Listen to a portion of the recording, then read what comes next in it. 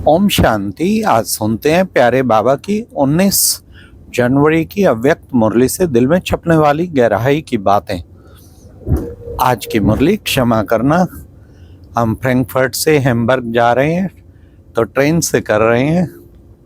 यहाँ की ट्रेन बहुत फास्ट, 500 किलोमीटर सफ़र केवल 3 घंटे में, और बहुत अच्छी हैं।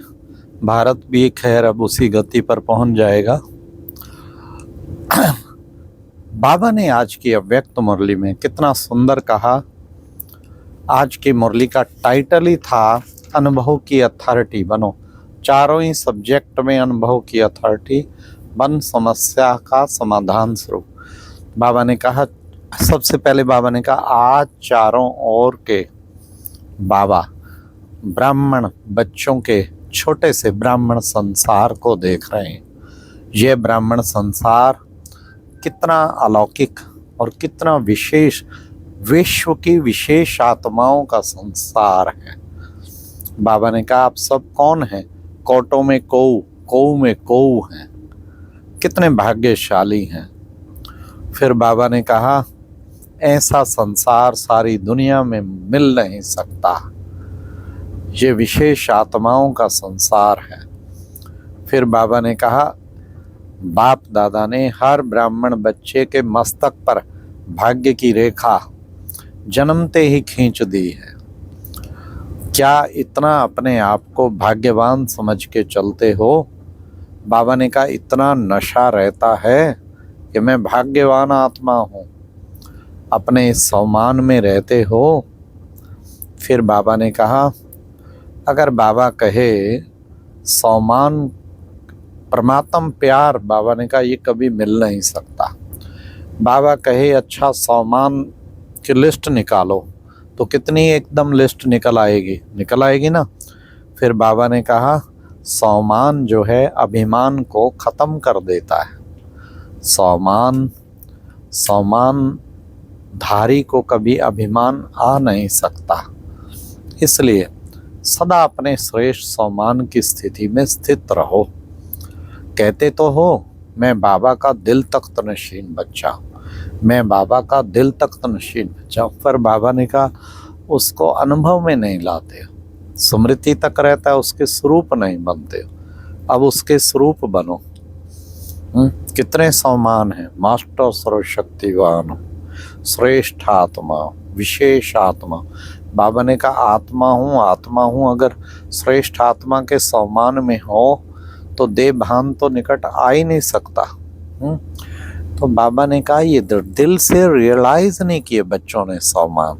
दिल से रियलाइज करो सम्मान को। फिर देखो अनुभवी कभी धोखा नहीं खाता है।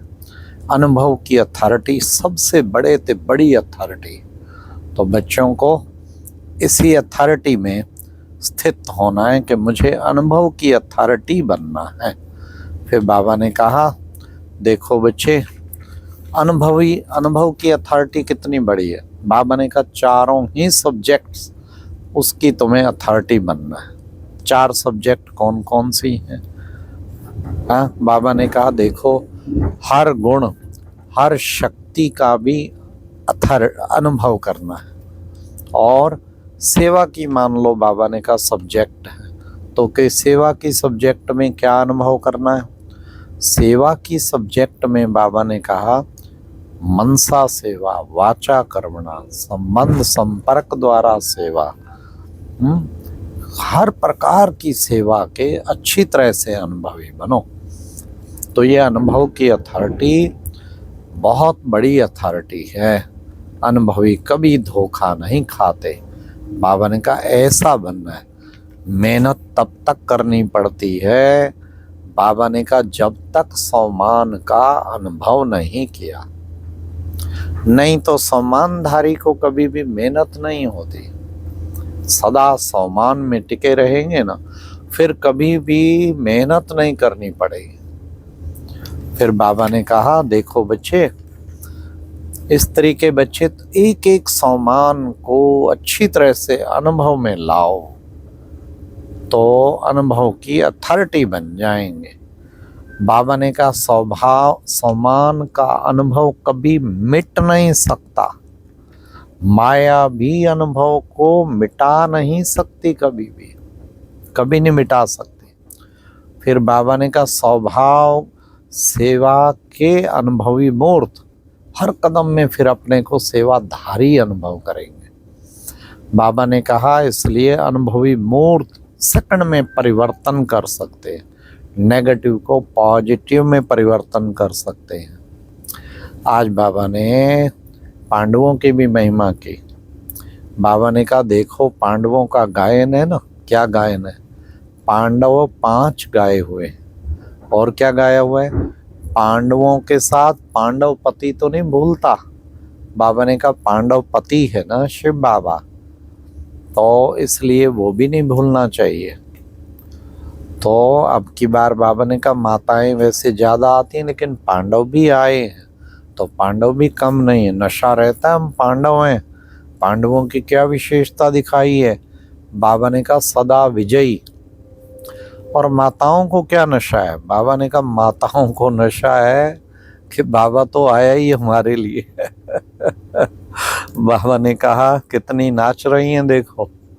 बाबा ने कहा ये संगम जो है ना, संगम माताओं के लिए। जब से बाबा ने माताओं को रिगार्ड देना शुरू किया, हर डिपार्टमेंट ने, गवर्नमेंट ने भी माताओं को रिगार्ड देना शुरू कर दिया। अब आप देखो आपके भी यहाँ हर वर्ग में बहनों को रखा है ना मुख्य, तो माताओं का कितना बाबा ने सम्मान बढ़ाया है। इसलिए वंदे मातरम कहते हैं ना। फिर बाबा ने कहा कि माताएं जो हैं क्या करेंगी, हैं विशेष। बाबा ने कहा माताओं को विशेष ये होना चाहिए ना कि भाई एक, फिर बाबा ने आज मधुबन वासियों को भी कहा, मधुबन तो मधुबन है, देखो बच्चे मुरली के लिए क्या गायन है, मधुबन की मुरलिया बाजे रे, सुन सुन राधिका नाचे रे। लंदन की मुरली तो नहीं कहते। बाबा ने कहा मुरली देखो वहाँ भी सुन रहे हैं, सब तरफ सुन रहे हैं। मधुबन में स्वतः ही योगी, सहज योगी बन जाते हैं। इसलिए मधुबन के अगर फायदे निकालो तो काफ़ी सारी लिस्ट निकल आएगी। मधुबन तो मधुबन ही है। मधुबन के महत्व को अगर जान जाएंगे तो बाबा ने कहा फिर क्या बन जाएंगे, महान बन जाएंगे। फिर बाबा ने कहा बाबा से सब संबंध का अनुभव करो, जैसे खुदा दोस्त का करते हो ना, सभी संबंधों का अनुभव करो। जिस समय जिस संबंध की आवश्यकता हो उसको अच्छी तरह से अनुभव करना। ये संगम पर बाबा बांधा हुआ है, जिस भी संबंध में बांधना चाहो बाबा बंध जाएगा। तो आज प्यारे बाबा की मुरली में वरदान था विघन प्रूफ चमकीली ड्रेस पहनकर, विघन प्रूफ चमकीली ड्रेस, चमकीली सदा फरिश्ता ड्रेस धारण कर, सदा विघन विनाशक भाव।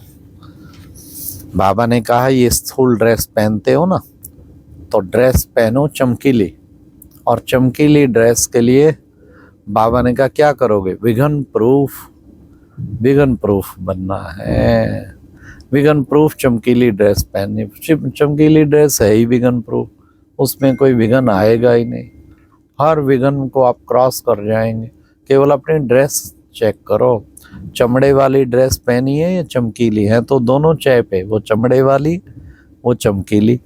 मुझे चमकीली ड्रेस पहननी है, तो क्या बनेंगे, विघन विनाशक बन जाएंगे।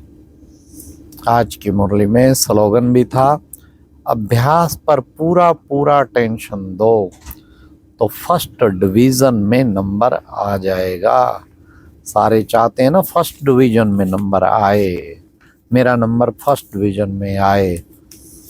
आज भट्टी करा रहे थे हैम्बर्ग में, 2 घंटा योग भट्टी कराई, तो हमने पूछा कौन चाहते हैं कि मैं बाबा कोई ऐसी ट्रिक बताओ नंबर 1 आ।